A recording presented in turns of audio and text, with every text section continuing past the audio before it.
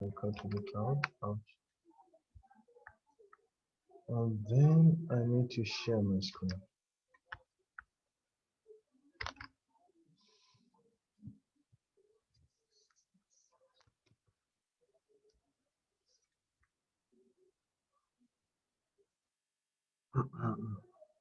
So I need to share my screen. Yeah, good afternoon. So please just drop your name, just type your name in the chat, and then that will help me to take attendance. Thank you.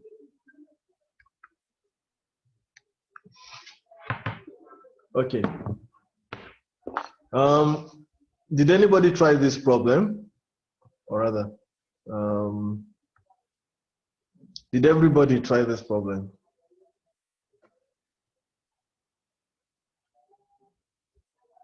So this problem 2.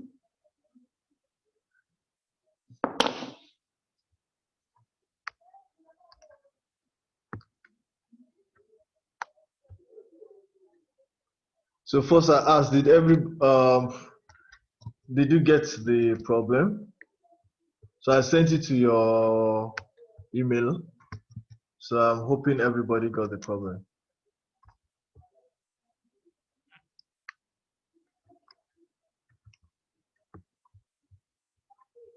Okay.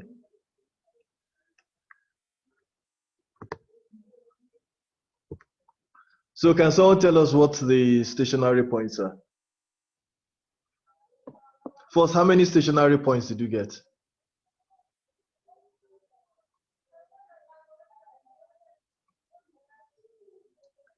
Are you sure there are 3 stationary points? So someone got 3 stationary points.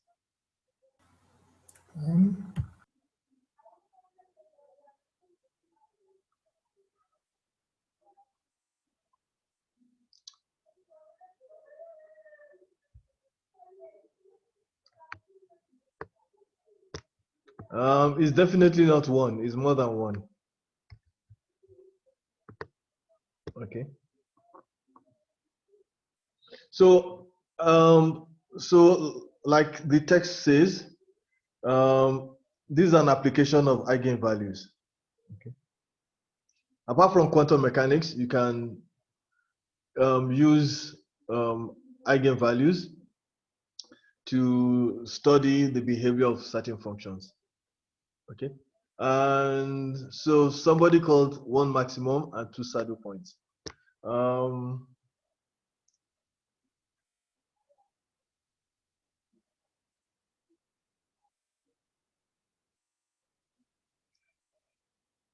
Okay. Gustavo, how did you know that that it was a maximum? How did you know it was a saddle point? Because I obtained the eigenvalues of the Hessian matrix. And for the first point, I obtained that all of the eigenvalues are less than 0.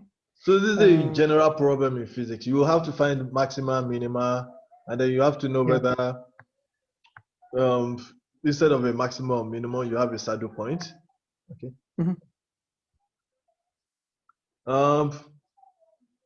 They call them turning points, but actually they call them stationary points. I'll tell you just why just now. Okay. So these are the stationary points, or they're also called characteristic points.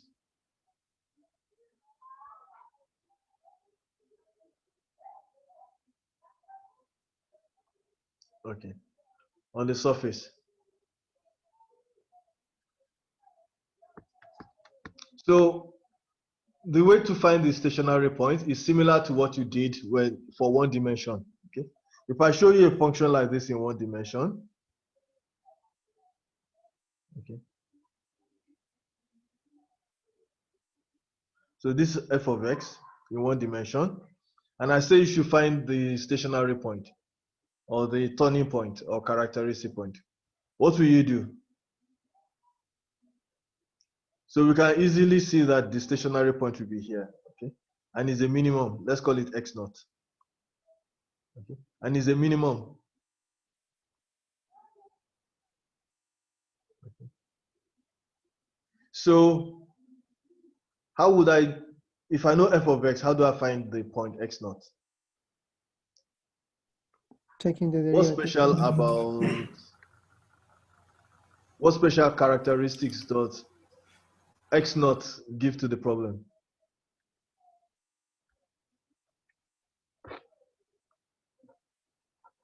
The first Does derivative anybody of want x to tell naught us? is equal to I keep 0. looking in the chat for someone to say something. If you want, you can unmute yourself and say something. Then that'll be faster for us.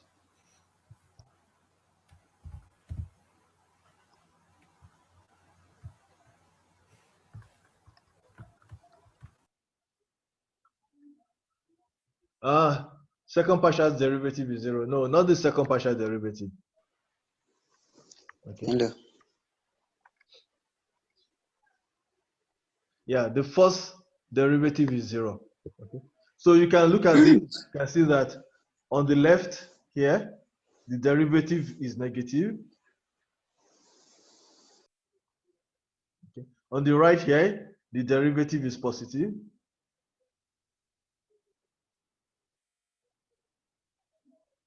Okay. The change happens at x naught, which is the turning point. So if you were to plot f prime of x naught, you get something that is negative at first.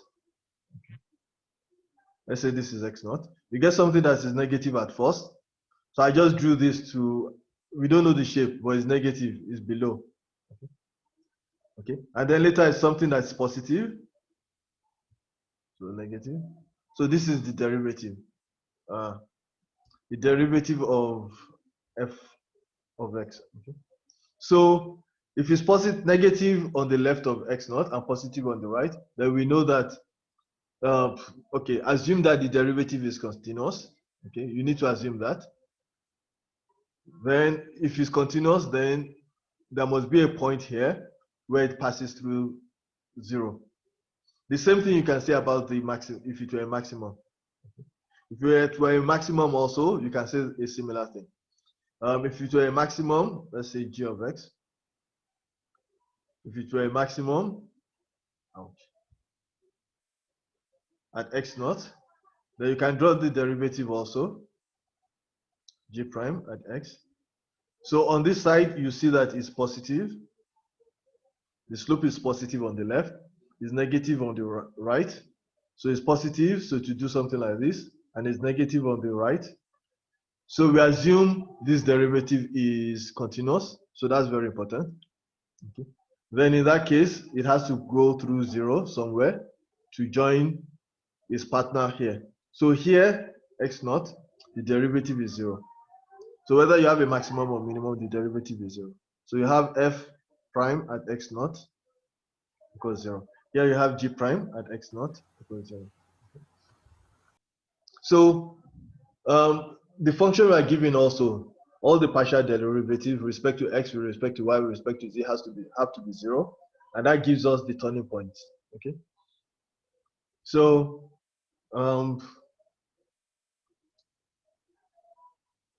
so I wasn't planning to do this today, but I think this will be useful to us to you in many areas. Okay. So we'll calculate one of the turning points. So so the function we have is this f of x, y, z is x to the fourth minus x squared minus y squared minus z squared. So we'll find the f by the x, and we'll say it has to be 0 at the turning point. Okay. So if you take the derivative, you get 4x cubed minus 2x has to be 0 at the turning point. You can easily solve this. This will give you x equals 0 and 4x squared minus 2 equals 0. Or x is 1 over 2 plus or minus square root.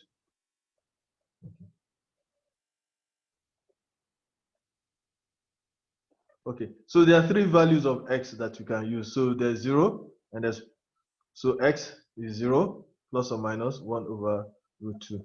Okay. So now we also find the derivative with respect to y. Okay. So the derivative with respect to y, let's look at it. So it's minus 2y. This also has to be equal to 0 at turning point. So that means y is 0 at turning point. Okay. What else? The derivative with respect to z also, we give you minus 2z. And that has to be 0 at turning point. That means z is 0. So we have y is 0 and z is 0. Okay. And x has 3 values. Okay. So in that case, you can have x is 0, y is 0, z is 0.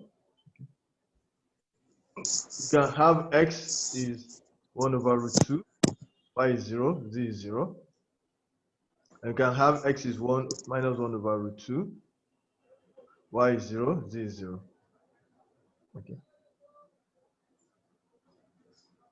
So Gustavo, you are correct. So there are 3 turning points. Okay. X is 0, and then x is plus or minus 1 over root 2, and that gives us 3 turning points. Okay. So these are the turning points. Okay. So how do we determine whether the turning point is a maximum or a minimum? Or what kind of turning point is it? Do the second derivative. For f of x, what do we do? What did your teachers tell you? So for f of x, this is something you know from high school, some of you, college, all of you. Just found So the these are the 3 Hessian. turning points. The term So is criminal. how do we know whether it's a maximum or a minimum? Okay. Yeah, so we find the second derivative. Okay. So we find its second derivative. For this function, there are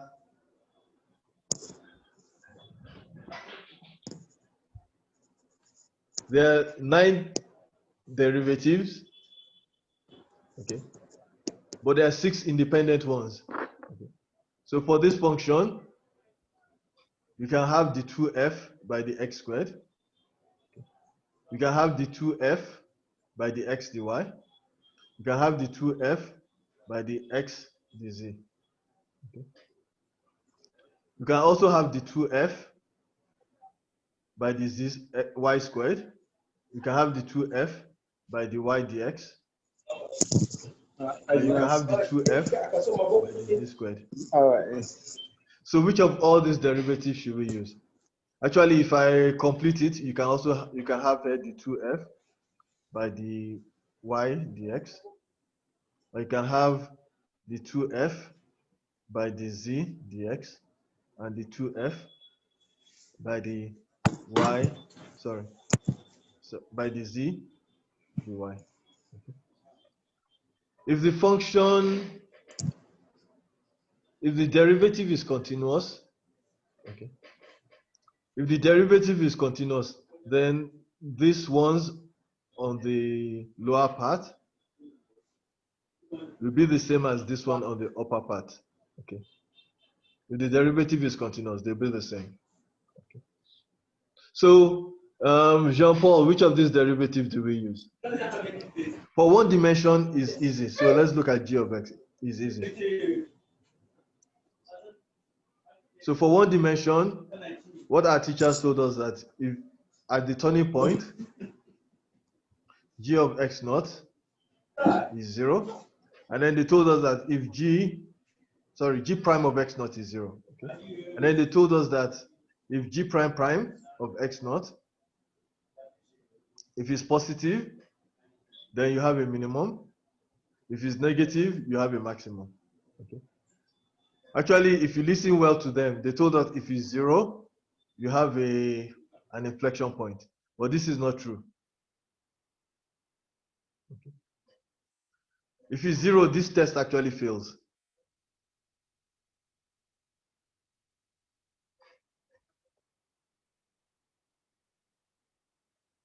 Okay, so that means the second derivative test fails if you get 0. Okay, so that doesn't, it will help you to know whether you have a maximum or a minimum, or okay. So so we can do this. It's easy to see that this and this is correct. Okay, so what I'm going to do is I'm going to do a Taylor series expansion of g of x about x naught. Okay, so h is something small. So this is going to give you g of x naught plus g prime,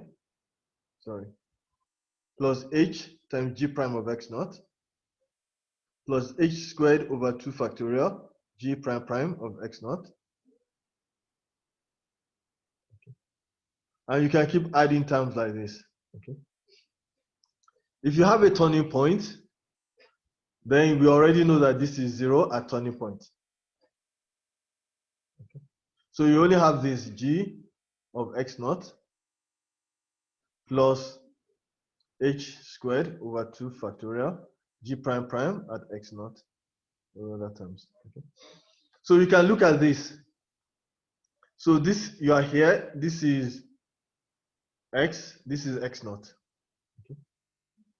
So let's say the value of g of x naught is here. So this is g of x naught. Okay. What does this equation tell you? Let's truncate it here. So we truncate it here. We assume h is small, so that the other terms like h cube and other ones, they're very small. Okay. So h cube very small. So you can see here that if g prime prime at x naught is positive, if this is positive, then g at x naught plus h will always go up. Okay, because you are adding a positive term to g of x naught. If you go, so if you choose a point here, which is x naught plus h, okay, even if h is negative, so you choose a point here, which is x naught minus h. Okay, so if you change h to minus h, you can see that this term will always be a positive term if g prime prime of x naught is positive. So this is what you have if g prime prime of x naught is positive. Okay, so that's exactly what our teachers told us. If g prime prime of x naught is positive, you have a minimum. Okay, what if g prime prime of x naught is negative? You can show also that in that case, this second term, h squared over 2, g prime prime of x naught will be negative. And in that case, then, if you go away from x naught, the curve will go down. Okay, so this is when g prime prime of x naught is negative. So in that case, you have a maximum. This is exactly what our teachers told us. Okay, so this works for this. Okay, so now we should be able to apply something similar when we deal with a function of many variables. Okay, but my question now is, which of these derivatives should we take? Okay. By the way, this matrix that I've written, I'll denote it by H. It's called the Hessian.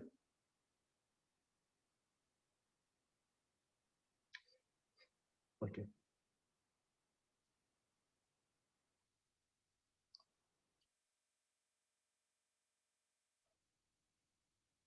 In this case, we have no mixed terms. Okay, so you have no mixed terms. So how does this help you? Okay, so you can take the second derivative. If I take the second derivative, that will give me 12x minus 2. So for this problem, you have 12x minus 2. And you take the second derivative, you have minus 2, you have minus 2. This will give you 0, 0, 0, 0, 0, 0. Okay, so for this problem, this is the Hessian. Okay. So how does this help me to know whether it's maximum or minimum or inflection point? Actually, in more than one dimension, we call an inflection point a saddle point. Okay. So it's not a maximum, it's not a minimum. Actually, it's a maximum along some direction, and then it's a minimum along some other direction. Okay. So we call it a saddle point because this looks like the saddle of a horse. Okay. If I can get a picture of a saddle of a horse, I will show you. Okay. So it looks like the saddle of a horse.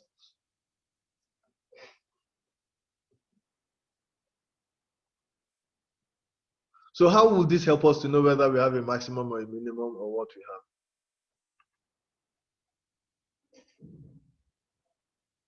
Okay. So it's very simple.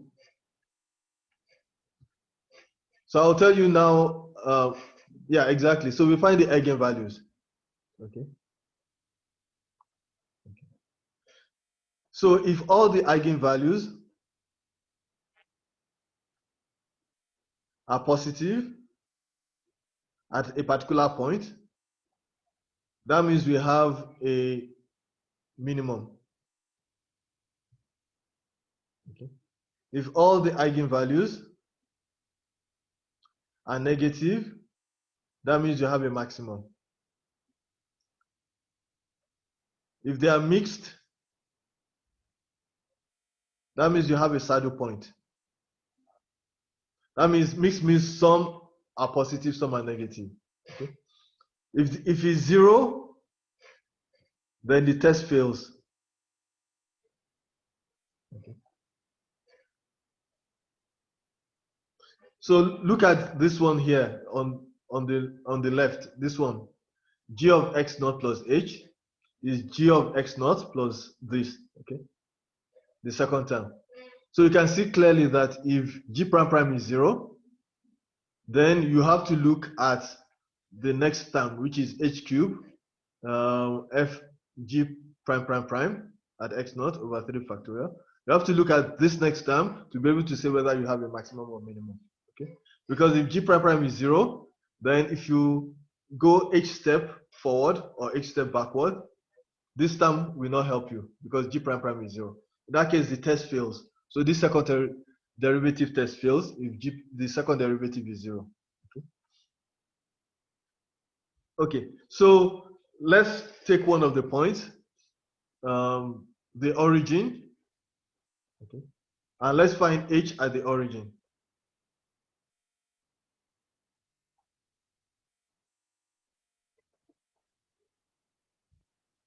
Okay. So at the origin, this will be 0, and then you have -2. So h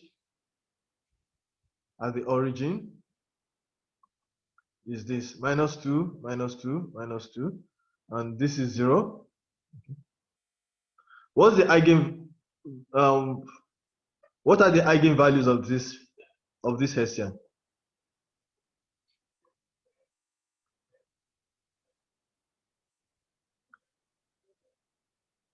No, the eigenvalues.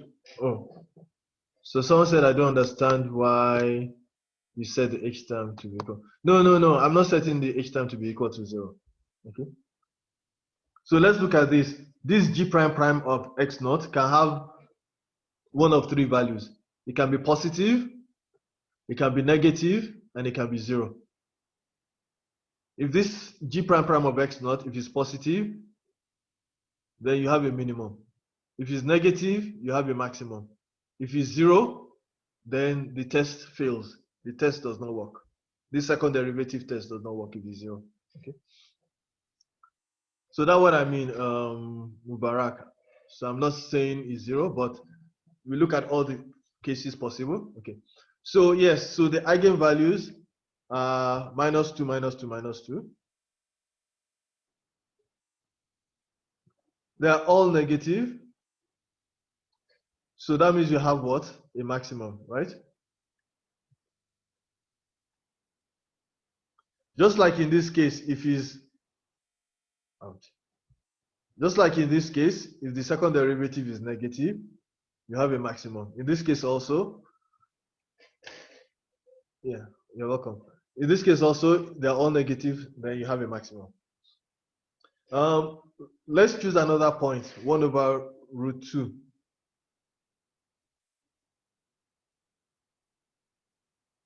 Okay. So let's choose h 1 over root 2, 0, 0. Here you have 12 over root 2 minus 2. Okay. And then this is 0, 0. This is 0. Minus 2, minus 2. This is 0, 0, minus 2. Okay. So the eigenvalues,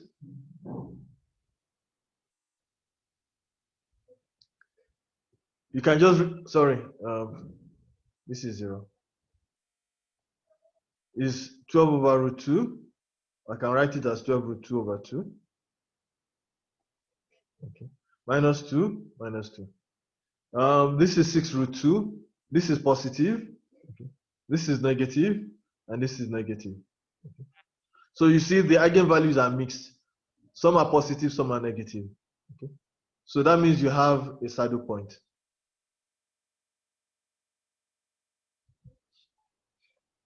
Okay. You can do the one for h 1 over root 2, 0, 0 also. You can write out the matrix. You get the eigenvalues to be minus 12, minus 6 root 2, minus 2, minus 2, minus 2. Okay. So they're all negative. So that means you have a maximum. At least a local maximum.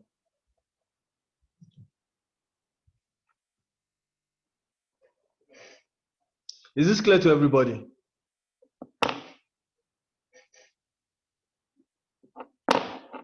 So in your research, you come across cases where you have to find a minimum. Okay, for my research, usually is I need to find a minimum. Okay, and then the minimum. So I have a molecule. Okay, and there's an angle here. There's a distance R1, R2. So this is say oxygen, hydrogen, and hydrogen. Okay. So this is like your water molecule. And then I need to find, so the energy depends on R, theta, sorry, depends on R1, R2, and theta. Okay. So I need to minimize this to find the equilibrium geometry of this system. Okay. And then if you do that, you find the equilibrium geometry. But then you can also find things that are called transition states. Those correspond to saddle points. And those are the points where the system can become unstable. Okay. You can do the same thing. You have a box of a box containing some atoms. Okay, so a crystal, say silicon crystal. You can find the equilibrium points also, and then also you can find when it begins to transition from one structure to another. Those are marked by saddle points. Okay, so this that I showed you is something that's very important in research. So if I did not know how to find okay, if I did not know how to find the eigenvalue, I won't be able to tell whether I got a minimum or maximum or a saddle point. Okay, so keep this in mind. I probably will give more exercises. So yesterday I gave you a problem to find a component. Was anybody able to find a component? So it's 1, 1, 1, 6, 11. Okay.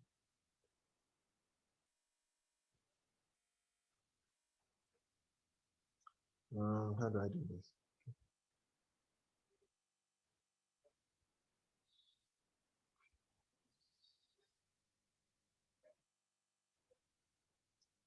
Okay, so the first vector is 1, 1.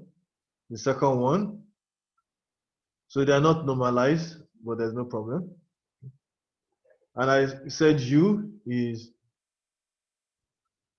6, 11. Okay. So the problem is you should be able to find U as a constant. Let's call the constant U1. Well, first let's call the constant A1 plus a constant B2. Okay. Now I'll call the constant U1 1 plus U2 2. Okay. I use this because this is the notation we are using in class. Okay. So this is straightforward to do. So I just have A 1 1 plus B 1 minus 1. I want it to be equal to 6 11. So this, you can write this together. You just get A plus B, A minus B. Okay. And on this side, you have exactly 6 11. So that tells you, so you can solve this simultaneous equation. So A plus B is 6, and A minus B is 11. Okay.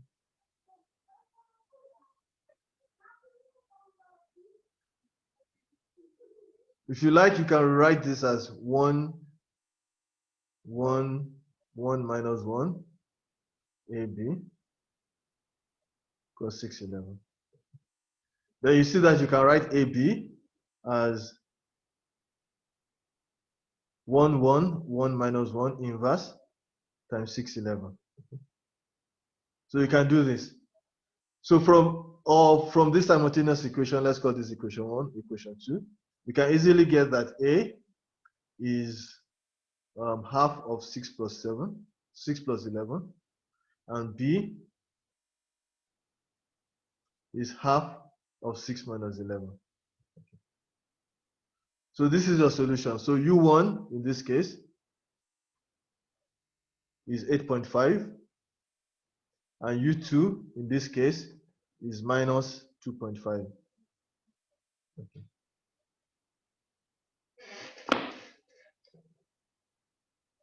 Okay.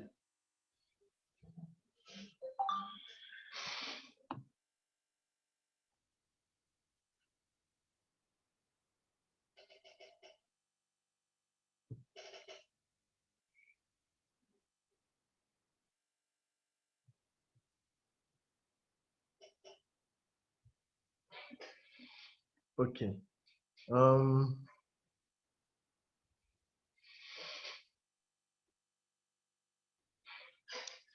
So we need to go on. So the question I asked here, we just answered just now.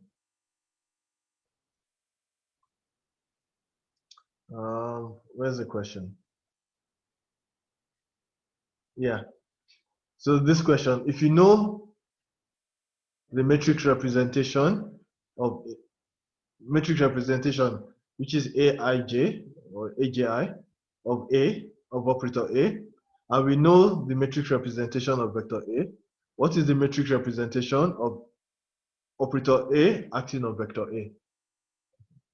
So that's what we want to do now.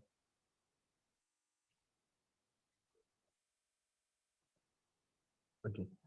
So we know the matrix representation of vector A, okay? So that means we know this component AI. Okay. So we know this component AI. Okay. So I can write A as a linear combination of these vectors I. These are the basis vectors. They are not necessarily orthogonal. If they're orthogonal, it makes our life easier. Okay. If they are not, okay, we can still handle it, but they have to be linearly independent.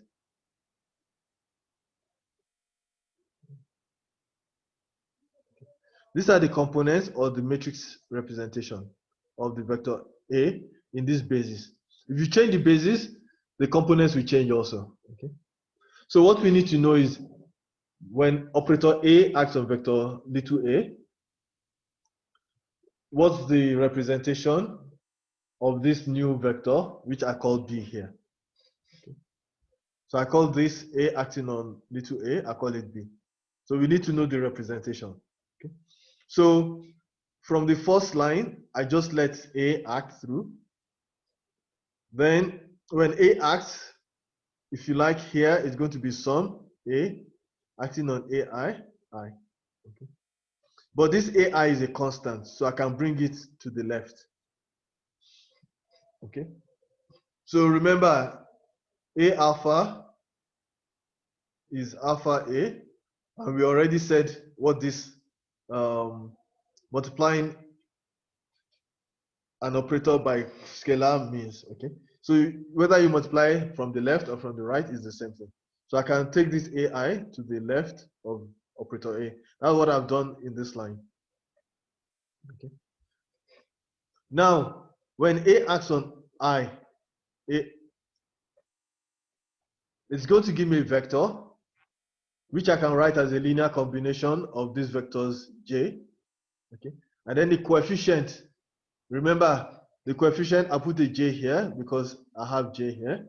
And I put this I to remind me that it came from A acting on vector I. So this that you have is exactly the representation of A. Okay. So I write everything together. So the sum over I is still there. The sum over J is what I put here now. And you still have your AI. You have this, you have this. Okay. I can write everything as sum over J. J like this. And then this sum over B. So I've shown you that B now is exactly sum over J. This thing that I defined as J, as BJ, J. So this BJ is a component of B. So let's look at the expression for BJ, the components of B. B is the vector A operator acting on little a. So the component of B, if you look here, if you look at this definition here, we define BJ to be this. So the component of B is sum over I, okay, AJ, I times AI.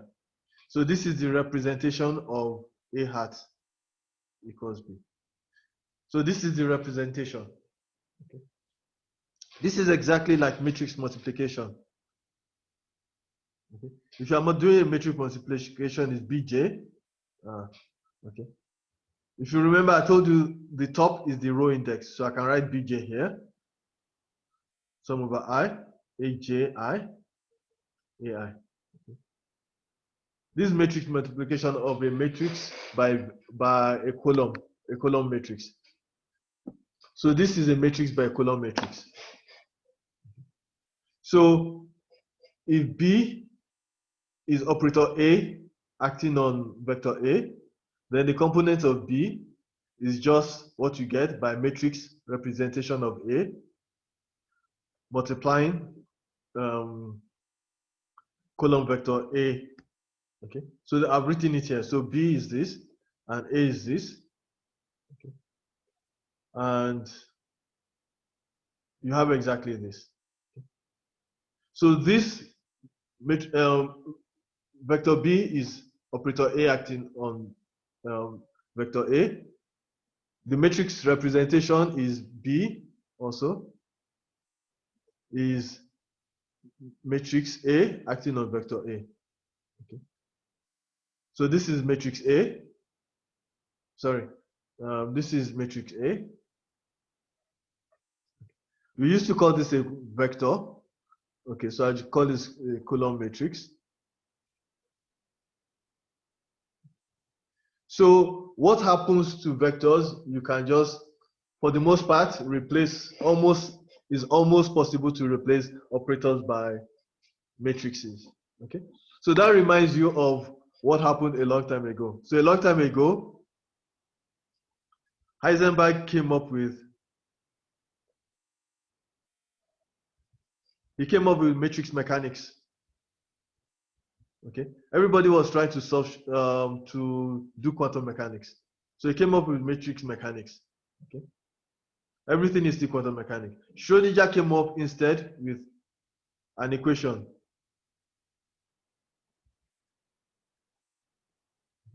The equation that he came up with involved second derivative. If you like, you can say this is an operator. Okay, together with the potential, let's write it.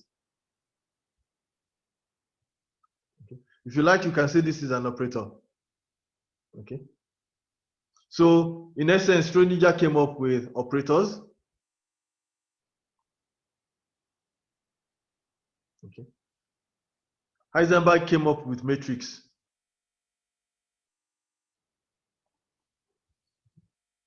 So I'll write HC equals EC. Now we know that they're the same. You can go from one to another, especially you can go from here to here. So one of the homework problems I gave you, specifically problem 3, I don't know. Yeah, problem 3. I'm asking you to go from this operator form to this matrix form. Okay. So this is related to matrix operations. Okay. But the sorry, this is on the left is what is vector and operators. So you can get a representation of them, and that will give you things related to matrix and column matrices. So this is something that is very interesting and important for you to know. If you do problem 3, you see how you can go from differential equation to matrix algebra. Okay. The next thing we'll do, so this is very important.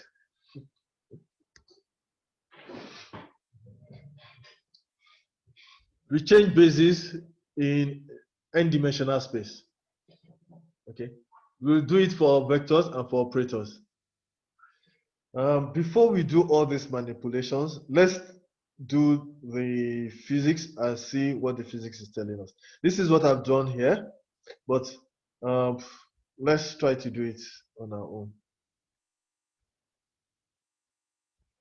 Okay, so it's very important in physics that you should get the same result no matter the coordinate system you use. Okay, you should get the same results. Your results should be independent of the coordinate system.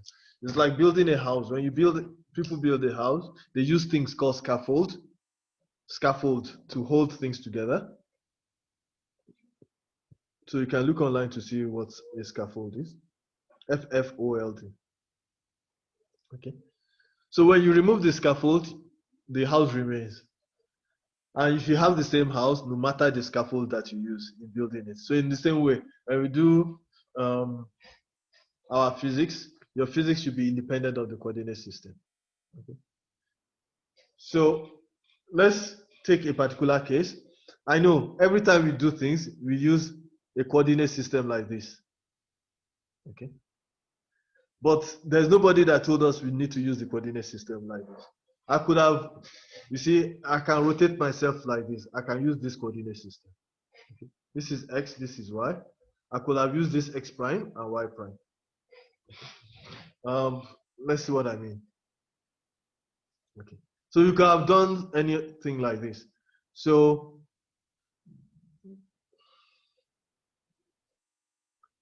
let's start up with a vector A. So I'll start up with this vector A. So this is vector A. The vector A is there. It does not depend on the coordinate system. Okay. So I come now and I say, let's use a particular coordinate system. So I'll put a coordinate system here. I call this X. And I put one here like this. I call it Y. Okay. Then my supervisor comes, oh, let's say that this angle is theta. Okay. So my supervisor comes and says, oh, no, I don't like this coordinate system. Let's use a different coordinate system. So I'll use one that is in green. And it says, this coordinate system I want to use is exactly like this. Okay. So this is x prime. Okay. We make our life simpler. This is y prime in such a way that, okay, we'll do that soon. So when we are in the xy coordinate system, we can write A as something that has two components. There's a component along x, okay, and there's a component along y. Okay. What's the component along x for A?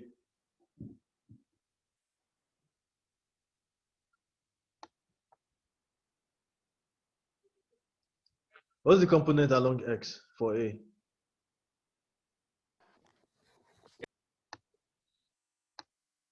You can unmute yourself to say it, or I'll look in the chat and you can say it in the A chat. cos theta. Sine theta.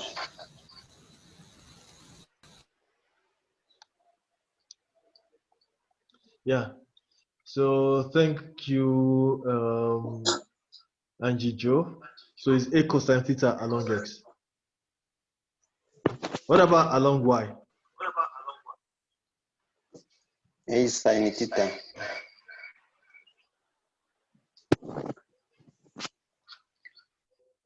So A has two components. There's a component along x, okay, and the component along y. Okay. The component along x is exactly A cos theta. The component along y is y hat. We have to talk about this notation. Yeah. So the component along y, that's this one, is exactly A sine theta. Okay. Yeah. So it's A sine theta. Okay. Now, when we rotate um, our coordinate system, then you can see that this A, so A did not change. This A, we have a component along x prime. Okay. Let's rotate our coordinate system from x, y to x prime, y prime. We rotate by an angle here, which we call phi. Okay. So that means this other angle is what?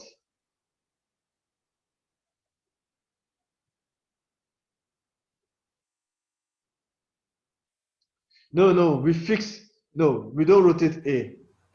We only rotate our coordinate system. Okay. This is called passive Theta transformation. minus phi. Yeah. So this angle will be theta minus phi. Okay. So if you want to know the components of A along the x prime axis and along the y prime axis, so this x, let me erase this.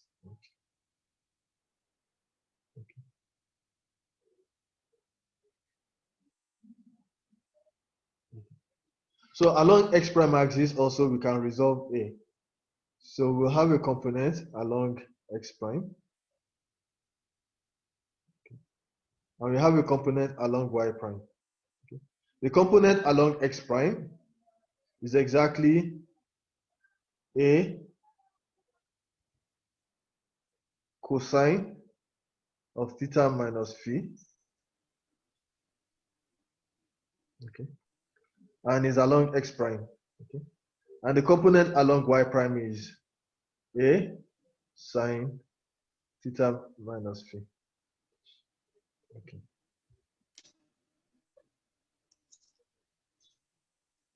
Does everybody see this?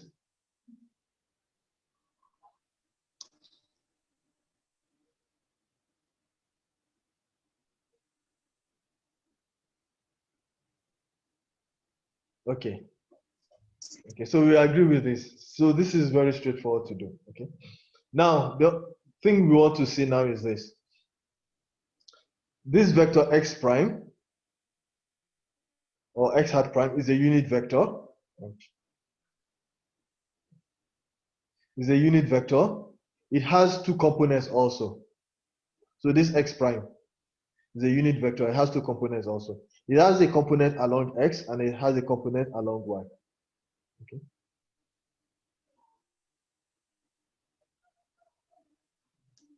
So what's the component of x prime along x?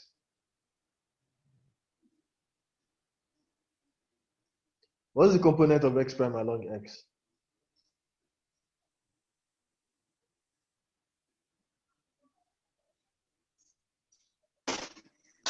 X prime cos theta. Okay. So x prime is a unit vector along this direction, along the x prime direction.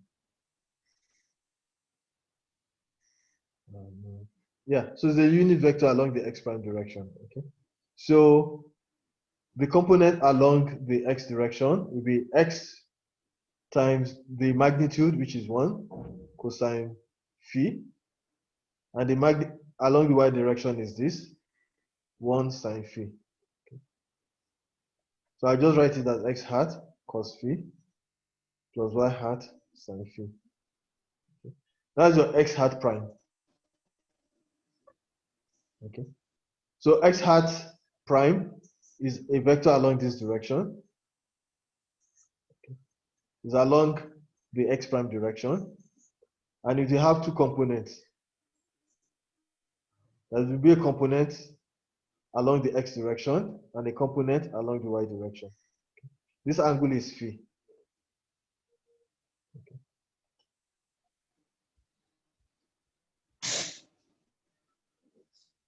Okay. So the component along the x direction is, remember, x prime is a unit vector, so the length is 1. So this will just be cos phi, and this will just be sine phi. Okay. Along the y. So this is exactly what we have written here. X hat prime is x hat cosine phi plus y hat sine phi. Okay. You can do the similar thing for y prime, y hat prime. Okay. A vector along y hat prime, unit vector. Okay. You can convince yourself that this is going to give you minus x hat. This angle is phi. Sorry. So it will be minus x hat sine phi. Okay. Plus y hat cosine phi.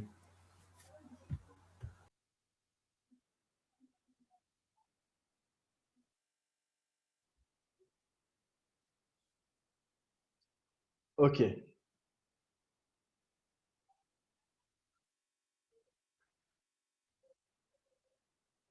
So this is very important.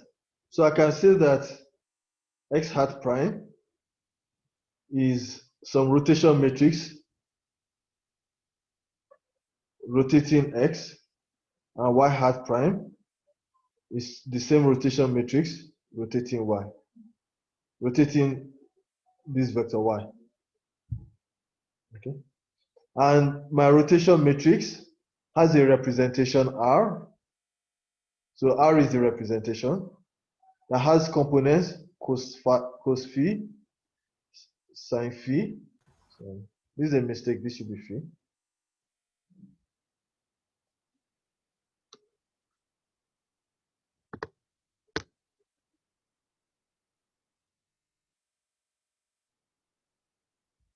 So this should be phi. And minus sine phi cos phi. So this is a rotation matrix for counterclockwise rotation.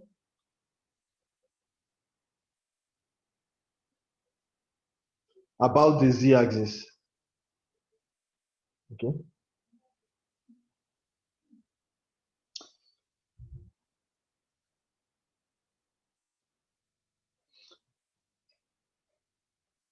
Okay. So this R hat is the operator. Okay. And then this other one, which I'm circling, is the matrix representation of that operator. Okay.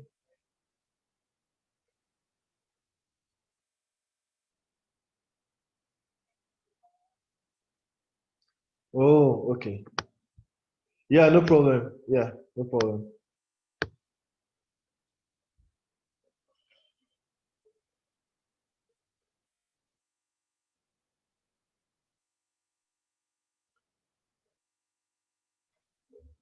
Okay, so what we want to do now is,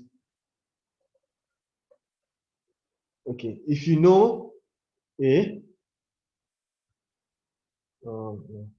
if you know operator A, and you know the components in basis I, if you change basis to I prime,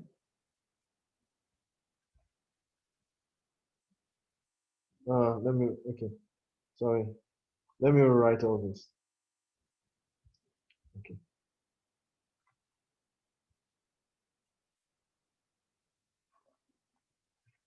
Okay, so if you know vector A in basis I, okay.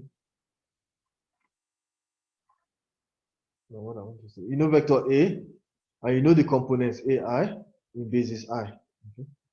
You rotate basis I to I prime, which is R operator acting on I. Okay. So I prime is R operator acting on I. Okay. So the question is now A, the same A, we have new components, A prime I, in the new basis. So how is A prime I related to AI?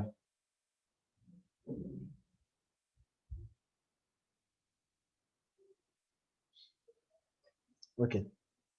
In this example, we were able to find the components in the new basis X prime.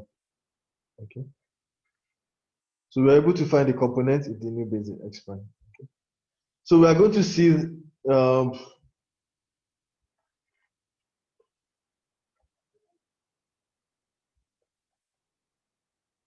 I'm going to show you a different way, and that's to say that we are going to see that A prime in the new basis is this rotation matrix inverse.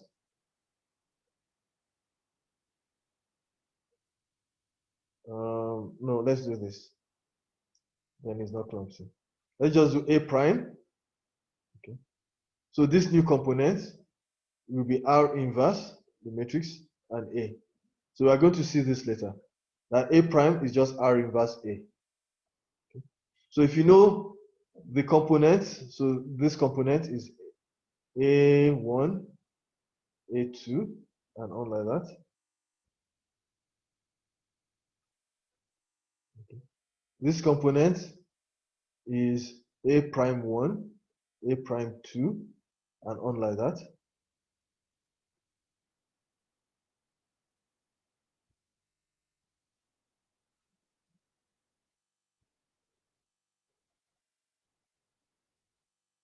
Okay, so this A prime 2. Ouch. Okay, sorry. So this is A prime 2. This one is A prime 1. Okay, and on like that. Okay. So they are related. A prime is related to A by this rotation matrix.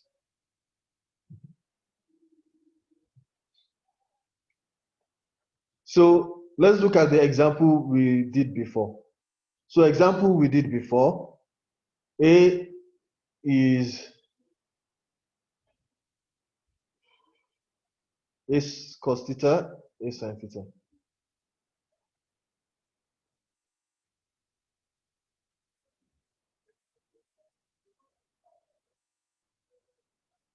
Okay. And A prime, that's the component in the new basis. The example we did before, we got A cos, ouch. Sorry.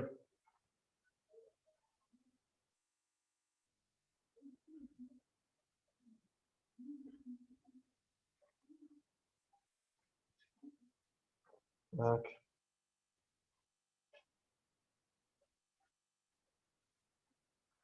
Yeah. So the example we did before, so A prime was A cosine of theta minus phi, A sine of theta minus phi. So in this case, this is A prime and this is A. Okay. So I'm going to show you that they are related by this matrix R inverse. Okay. So this matrix R is what I've drawn here. Cos phi, sin phi is a matrix that rotates the coordinate axis. So X prime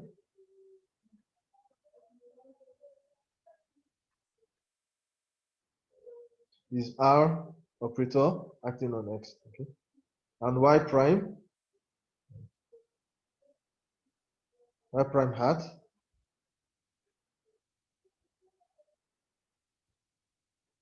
is R operator acting on Y. Okay.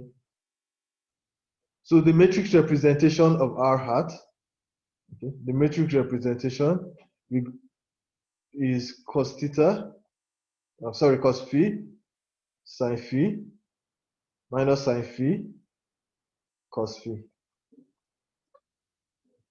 Okay. You can show yourself, satisfy yourself that R inverse is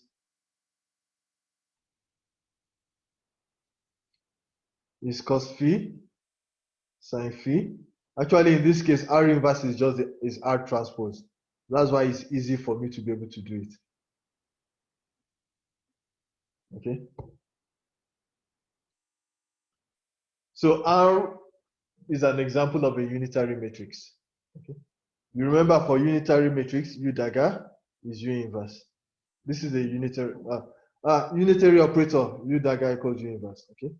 You'll find that for unitary matrix, if the basis vectors are orthogonal, then you find that U dagger matrix is U inverse. Okay. These are matrices.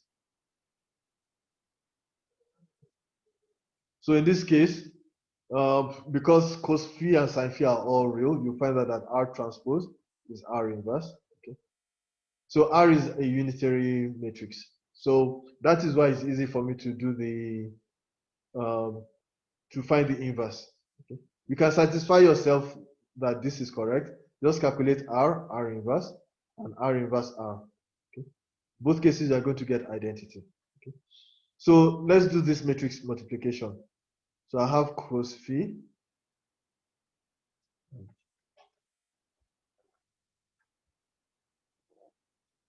So let's do this matrix multiplication. So you get cos phi sin phi minus sin phi cos phi. Okay. And we are multiplying it by A cos theta and A sin theta. So you are going to get exactly A cos theta cos phi minus A sin theta sin phi. Okay. And this will give you A cos theta sin phi plus A cos theta, A sin theta cos phi.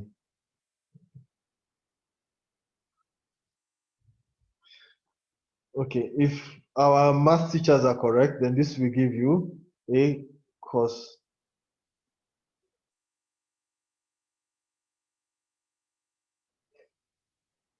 Sorry, did I make a mistake? Let's see.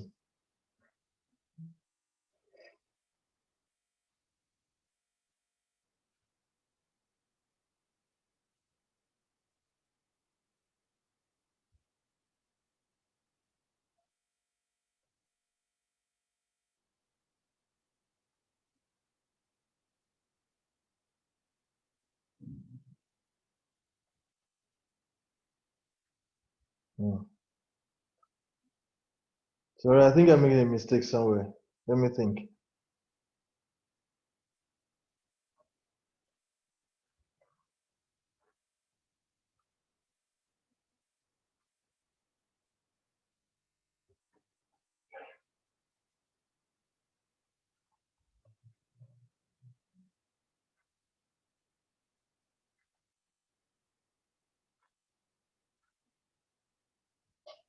Minus sine phi cos phi. So that's I do this.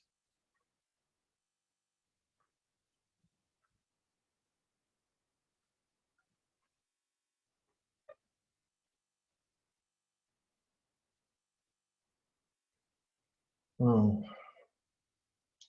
Okay, because if I do this, I'm getting a plus. So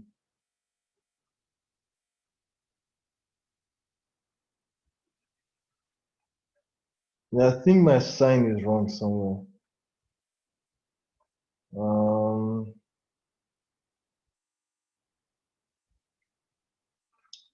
Okay, give me a minute. Let me check.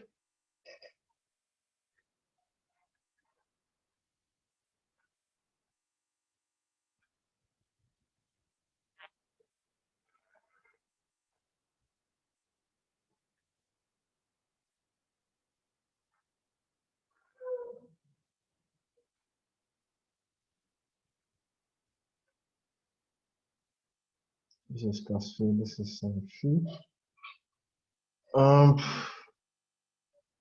And then this is sine phi. This is cos phi. Let me see what I did here. This is,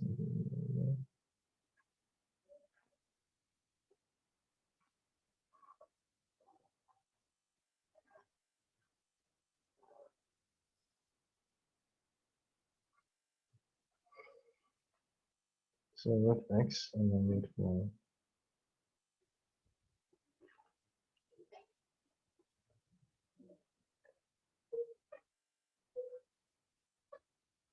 Okay, so my matrix is right.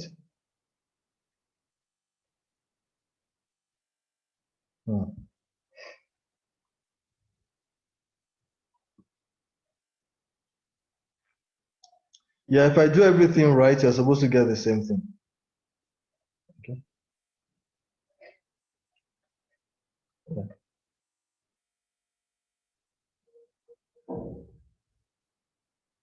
If I do everything right, you're supposed to get the same thing.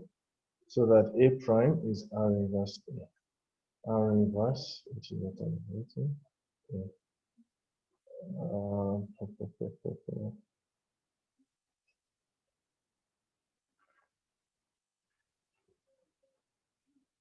When I work this out, I got the same thing.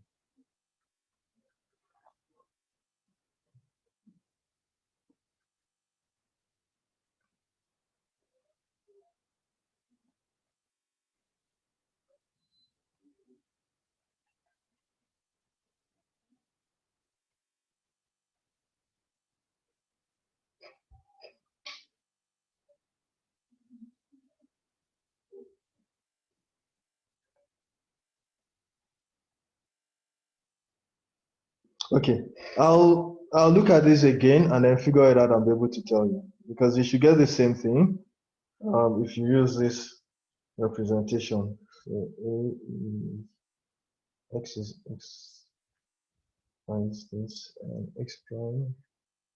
This I got. X prime is Rx. Y prime is Ry. Representation is this. This is this. X hat is x prime. Yeah, I was able to get this exactly. And then these are the same.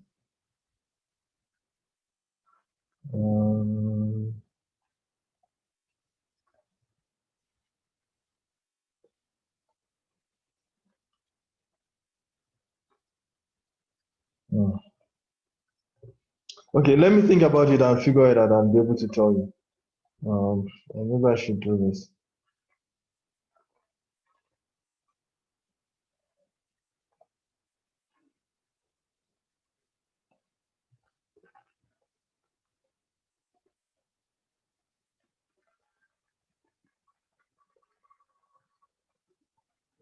Yeah. So I'll take time to take a look at it and I'll be able to tell you. Okay. So you should get the same results. Okay. So what I'll do next is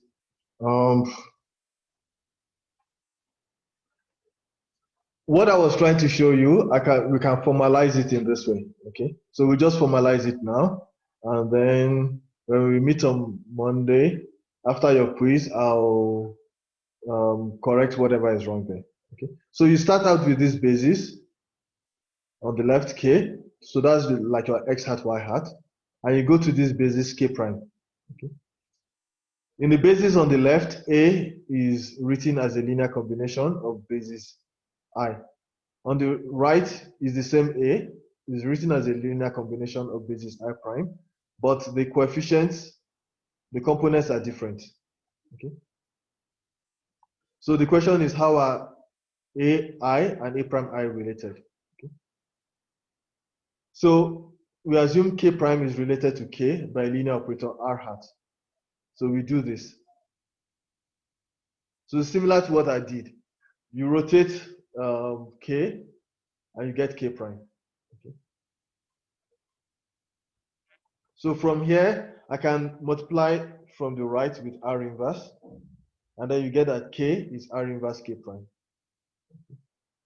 So your A that you had here, I have it here, is AI multiplied is sum of AI. Sorry, I should do this. Is A is sum of AI times I, okay, times the vectors I. So, but this vector I is nothing but R inverse times I prime. Just like here, K is nothing but R inverse K prime. So here is nothing but R inverse I prime. So this R inverse I acting on I prime, I can use this and the operator representation of R inverse to write exactly this. So you remember when A hat acts on I, it's going to give you a linear combination, J. What about the coefficient? The coefficient will be A.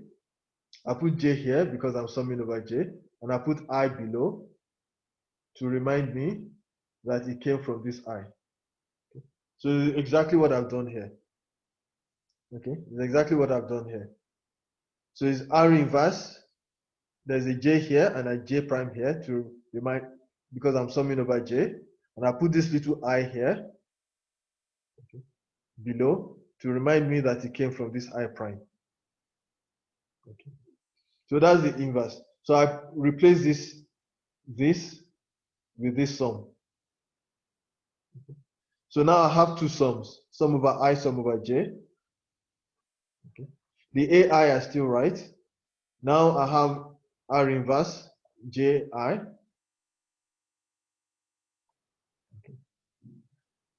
And then J prime. Okay.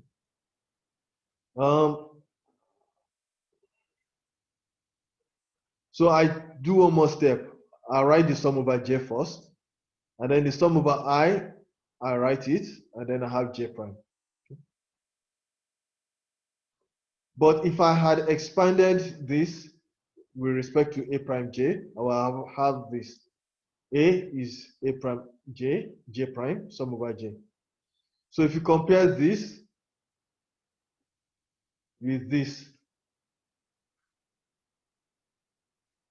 okay, so you can see that in this case, I have A is sum over J, A prime J, and J prime. And in this other case, I have sum over J, this object, okay, and J prime. Okay. This object is exactly sum over I, R inverse Ji. Okay. So that just gives you that A prime J is the same thing. Sorry, I'm missing something. Yeah, there's this AI there. So let me write it.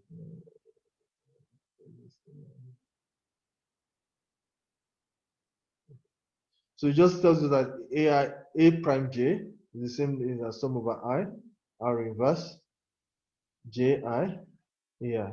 Okay. So you see that this means A prime. This is a matrix multiplication, R inverse, this matrix times A. So A prime is R inverse times A. Okay. So this is exactly what I have here. A prime is R inverse times A. A prime is the same vector as A, but the components are different. Okay.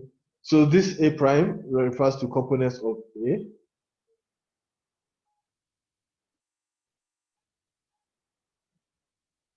In basis I prime. And this one is components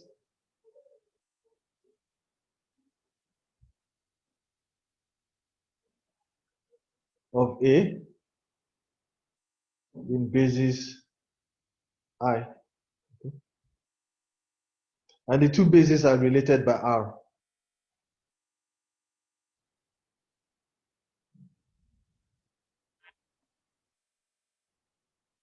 Okay.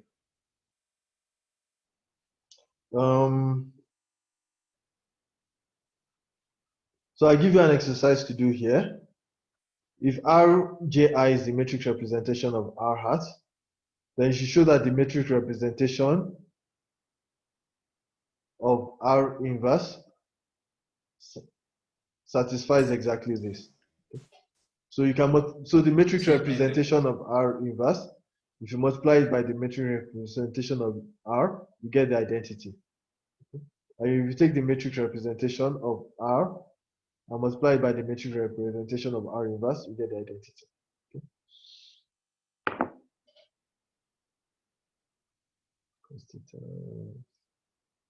Okay.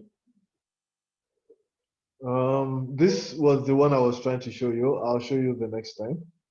Okay.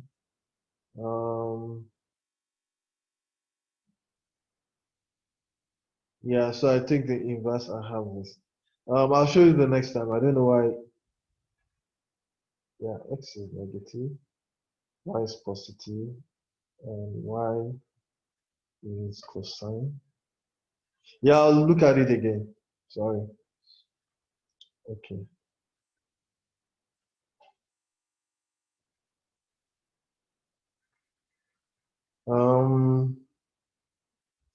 We can show a similar thing. Okay. We can show the same thing. Like when we rotate coordinate system, the components of the operator A will change. The operator A itself does not change, but the components change. Okay. So we go from A, we start with A. A is the operator, and it doesn't change. A hat is the operator, it doesn't change. A is its matrix representation, okay, in a particular basis. Okay. So let's call it basis I. Okay. You change the basis, like we rotate the basis, and then we go from A to A prime. So the components now in the new basis are A prime. In the old basis, they were A. Okay. So how is A and A prime related? We can do something similar to what I showed for the vectors, and you get exactly that A prime is related to A by this. Okay. So A prime is R inverse A R. So if I know the matrix representation of A, and I know the rotation matrix R, then A prime is related to R by this transformation. Okay, the matrix A prime and A are said to be similar.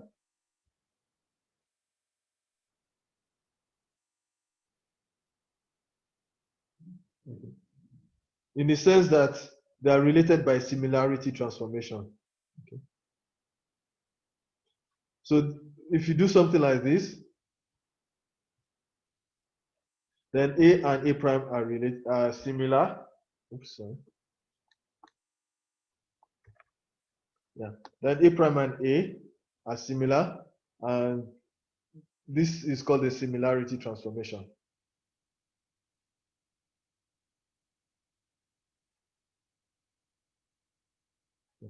So note that in this case, this R, okay.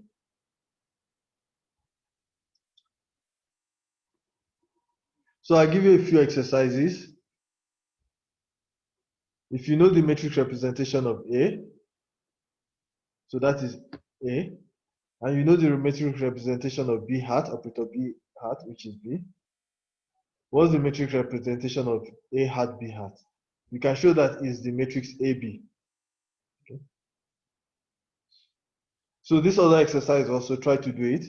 H is Hermitian operator in an orthonormal basis. You can show that it satisfies this Hij is Hij star. I already told you to do that as an exercise. If you change the basis to K prime, which are linearly independent but not orthogonal, okay, you will see that in this new basis, H prime Ij is not the same thing as H prime star Ji. They are not the same. So to say that if I give you a Hermitian matrix and you take the complex conjugate and the transpose, that gives you the adjoint. That is only true if your bases are orthogonal. Fortunately, most of the time we use XYZ, which are orthogonal. So we usually use this basis 1, 0, 0, 0, 1, 0, and 0, 0, 1. So this is what helps us, and then we can always do this, okay? Because the bases are orthogonal. But if the bases are not orthonormal, then you can't do this. The next time we'll meet, we'll talk about inverses of matrices and determinants of matrices. Actually, I think we can. Let's talk about the inverses of matrices now. And then we'll talk about determinant of matrices next time. So how do you find the inverse of a matrix?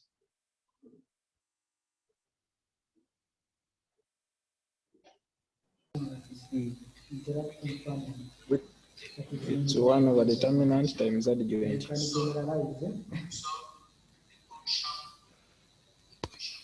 How do you find the inverse of a matrix? So if I give you a matrix, 1 over determinant 1, 3 times adjoint. 2, 1. What's the inverse? How would you find it? What do you do to find the inverse?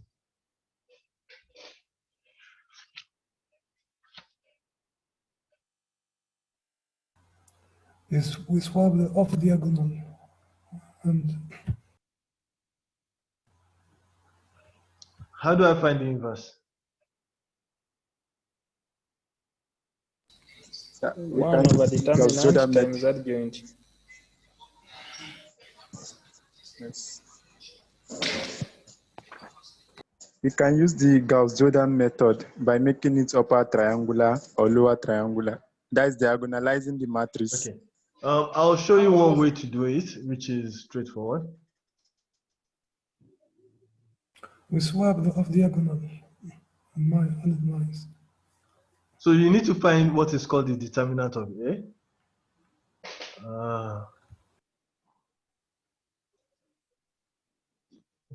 You need to find the determinant of A, and then you have to find the matrix of cofactors.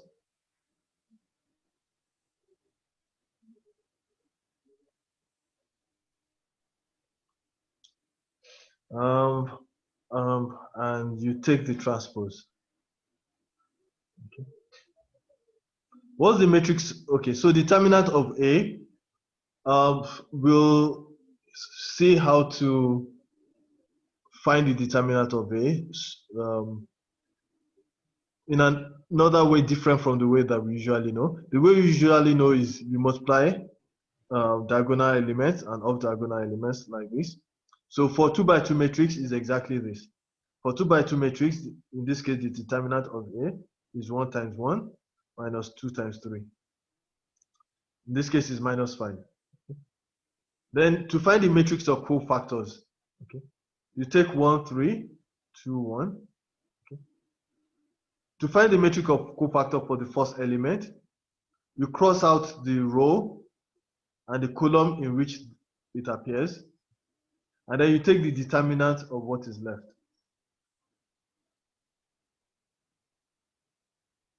Okay.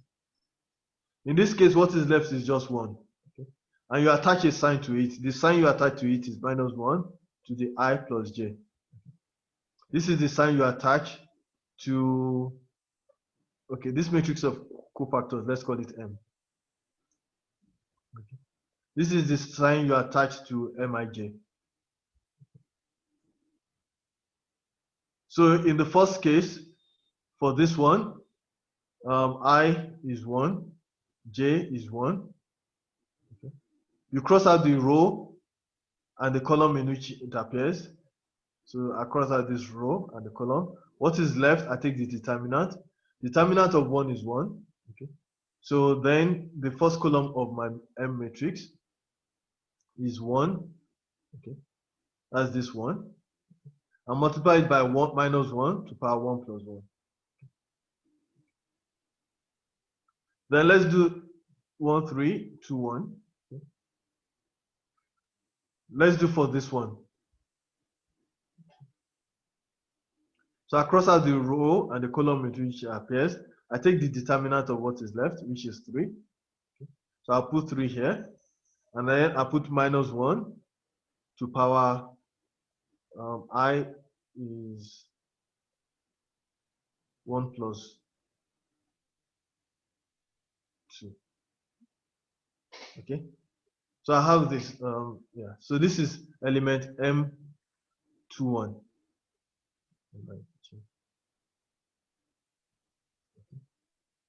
So I add 2 and 1, and that gives me the power. Okay. So what should I put here, and what should I put here? Okay. Can you work that out to find what I should put here and what I should put here? So again, this is the matrix A.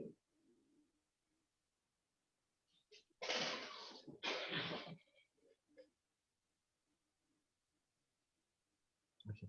So what should I put in this top right corner? Someone thinks it's -2. Yeah, okay. So this is correct.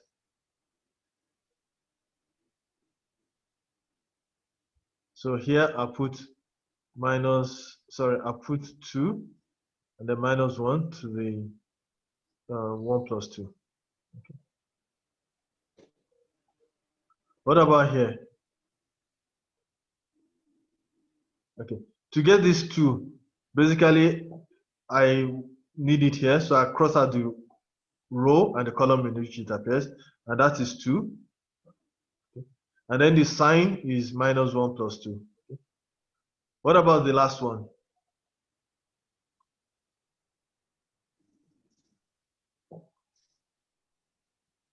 Okay, the last one is 1, so you can satisfy yourself that is 1. Okay. So this will give you exactly 1 minus 2 minus 3, 1. Okay. You take the transpose. So this is 1 over 5. I take the transpose of this. So that will give me -2. Sorry. That will give me 1 minus 2.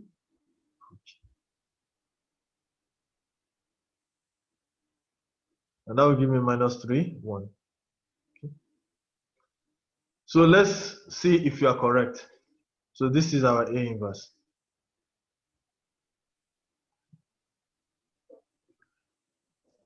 Okay. So again, you cross out the row and the column, and you take the determinant, and you take the determinant of what is left.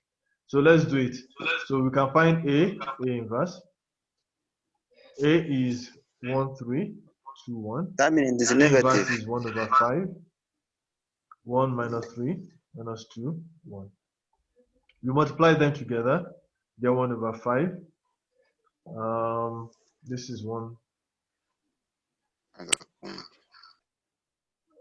This is 0. 2. This is minus 6.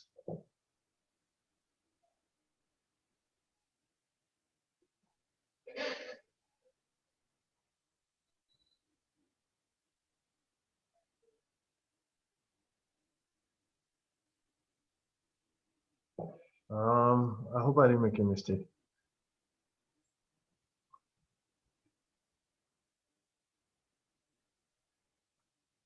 Because when I multiply this now, let me see.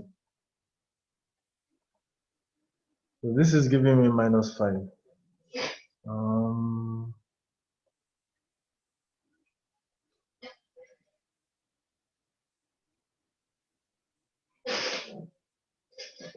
Oh yeah, the determinant is minus 5. Sorry. And the first entry should be minus 5. Many mistakes. So this one is minus 5. All right. 1 minus 6. Yeah. Okay. Thank you. So this will give exactly 1, 0, 0, 1. Okay. You can try to find also A inverse A, and you get exactly the same thing. Okay. Okay. So when we meet on Monday, you'll take a quiz, and at the same time, I'll show you how to calculate this determinant using another method. And then after that, we'll see what it means to diagonalize a matrix. Once we do that, I think we are done with linear algebra or abstract. We are done with linear algebra, and then we'll move to the next chapter, which is analytic functions. We'll see how to integrate functions in the complex plane and how to use these powerful tools of integration. Even when you want to integrate functions in the real line, you can take them to the complex plane, and it can make things easier for you. So we'll see that from next week. But when we meet on Monday, we'll finish up linear algebra. Okay. Any questions? Because we need to go.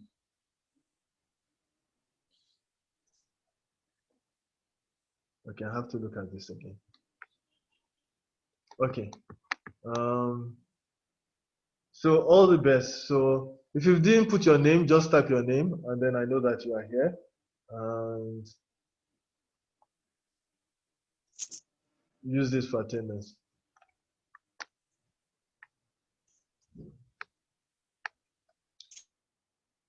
Okay.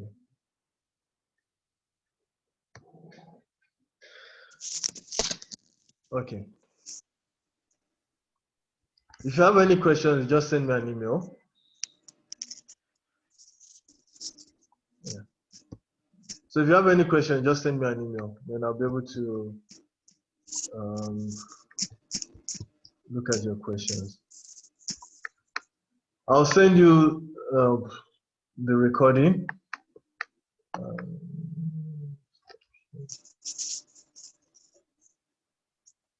Okay.